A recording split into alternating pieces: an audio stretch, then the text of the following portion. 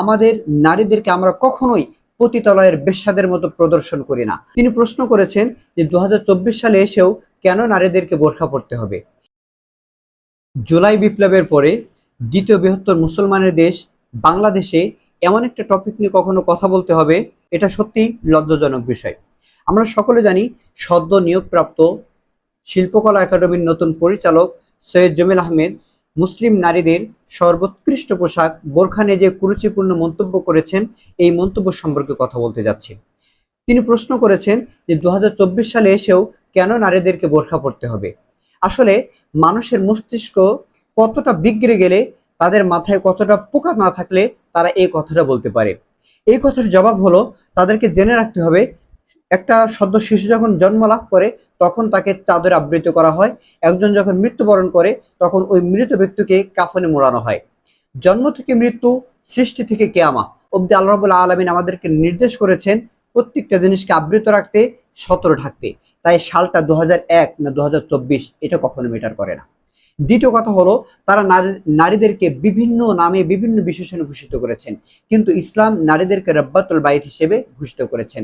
আমাদের প্রতিটি নারী আমাদের জন্য রাজকুমারী, আমাদের জন্য মণিমুক্তা, আর প্রতিটি মণিমুক্তাই কঠিন নিরাপদ বলয়ে আবৃত থাকে।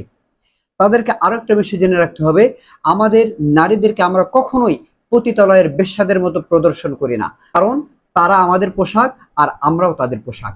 আল্লাহ রাব্বুল আলামিন আমাদেরকে নির্দেশ করেছেন, তোমরা জাহেলি যুগের নারীদের মতো নিজের সৌন্দর্যকে প্রদর্শন করে বেরিও না। সুতরাং আমরা বোরখা ব্যতীত বাইরে বের হতে পারি না, কারণ এটা আল্লাহ রাব্বুল আলামিনের দেওয়া আমাদের জন্য আবশ্যকীয় বিধান। পর্দা কেউ পছন্দ করলো কেউ অপছন্দ করলো এটা বিষয় নয়, কারণ পর্দা আল্লাহ রাব্বুল আলামিনের আবশ্যকীয় একটা বিধানের অন্যতম বিধান।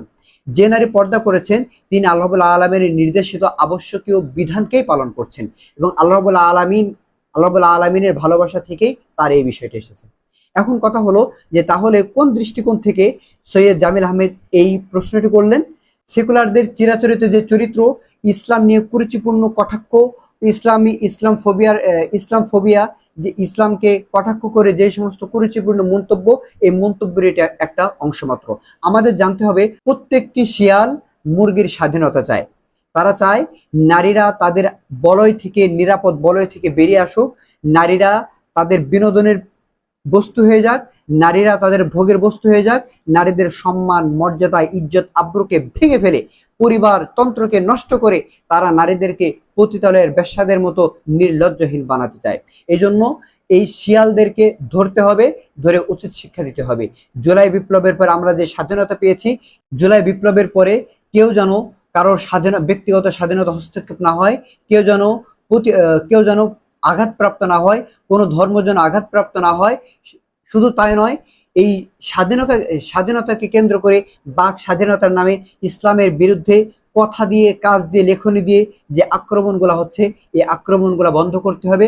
আর এই বন্ধ করতে হলে আমাদেরকে একতাবদ্ধ হতে হবে, সংঘবদ্ধভাবে।